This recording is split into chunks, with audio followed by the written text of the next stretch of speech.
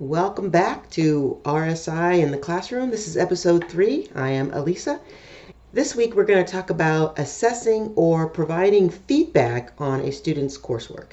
So where are we in this whole thing? So remember, we're talking about and learning about regular and substantive interaction.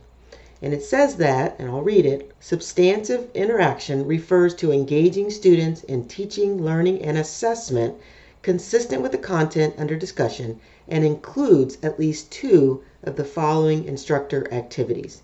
And so we are working our way through these options, and we want to make sure that we have at least 2 of these things in our online courses.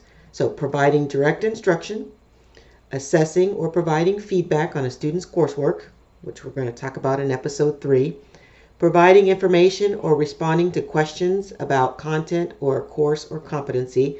We talked about that in episode 1 when we discussed office hours. And then the last one is facilitating a group discussion regarding the content of a course or competency.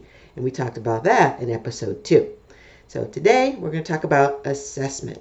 I know Julie Morrison is going to be really happy. All right, so let's get started. Okay, so the first example I want to talk about is using rubrics in Canvas. So provide and use grading rubrics on all assignments in Canvas will meet this standard for RSI. So I'm using a course here. Let's take a quick look at how it works.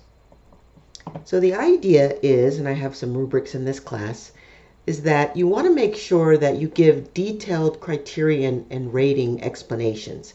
So you don't want to have rubrics that look like this one. So I'm going to go ahead and click on this rubric. And so here is a rubric that I created for a writing assignment in my class. And this is an actually real rubric that I'm working on because I'm trying to make RSI fit into my classes. Remember, we don't all have perfect classes and we all need some work.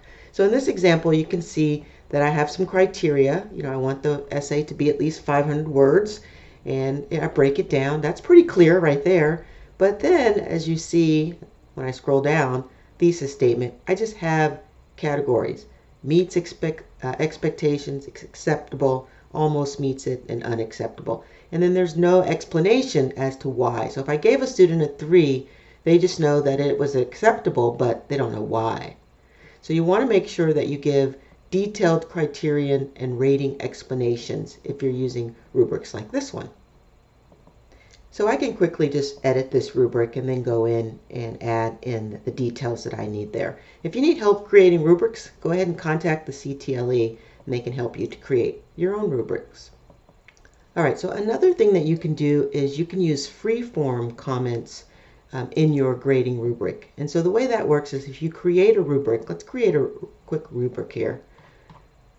I'm going to hit plus rubric on this assignment. And so here you can see that I have some options. I can go ahead and create the rubric that I showed you before, but down here you can see that you have some other options. You can choose to create a rubric where you say, I will write free-form comments when assessing students. And this way you're going to be able to give personalized comments to each student when you grade them using this rubric. So here you can write the description, and in this area is where you would write in your comments for students to see, and then of course the point value you would add in this area here. So you can still have all of the different criteria, but then you don't have the 5, 4, 3, 2, 1. Instead, you just have a blank area to write free-form comments. And that's a good suggestion for meeting the RSI requirement. Okay, so the next suggestion is to be sure to grade assignments in a timely manner and provide feedback in one of the following ways. So I'm going to go through a couple of ways to provide that feedback. One is using the comment box in the speed grader. Another is comment box in the grading rubric, which we talked about already. And then providing annotations directly on the student submission. And I'll quickly show you how to do that as well.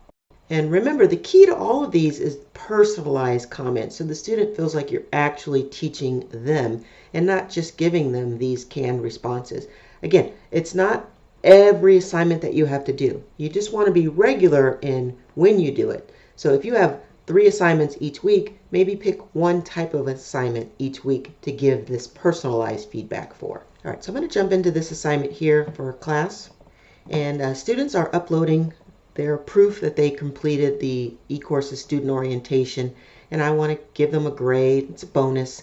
And I have pre-formed comments in my comment library, and as soon as I start typing in a word that is in my predetermined comments, it'll pop up and I can just choose it.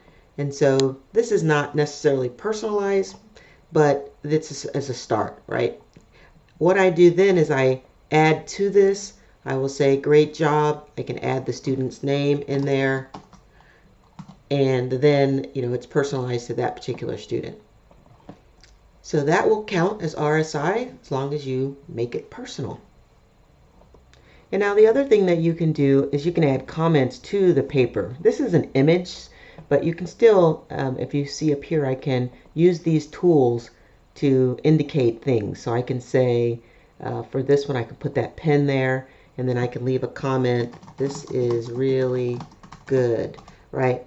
You all know about leaving comments. You can highlight things. You can add text to things. Of course, this is a live class, so better erase that. But you can strike out things. You can leave text, and you're giving that personalized feedback on the document. That's useful for students to be able to see that they are doing well with the assignment. But don't forget that you have other options as well. So you can record video and audio comments to your students, and there's no better personalization than that. And students really like that. In fact, sometimes they will even reply back with video. So you can attach documents and you can record just by clicking this button here and allowing for my microphone to be used, etc. I can create a comment. So another example here, I'm in a quiz in Canvas, and you can again leave comments. So if you have like an automated quiz, generally that would not count as RSI, but you can design a quiz with automated feedback into it. So it's auto-graded, but then the students are getting very specialized comments and not just good job, correct, or incorrect, right? And so you can see here in my quiz where I can add additional comments. I can also build that in. Now, they're not personalized, but it's still better than just having the standard correct or incorrect, right? But you can, in addition to that, so let's say you have an automated quiz, the student completes the quiz, they get their score. When you come in to look at that, you can provide personalized feedback on that. This is a formative assessment, right?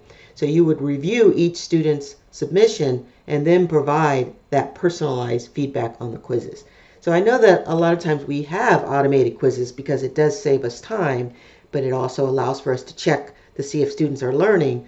But now with RSI, we want to add in a little more personalized feedback with that. One other thing that you can do is you can provide feedback announcements. So after my students have taken this quiz, I can then provide an announcement with sort of a summary of how things went.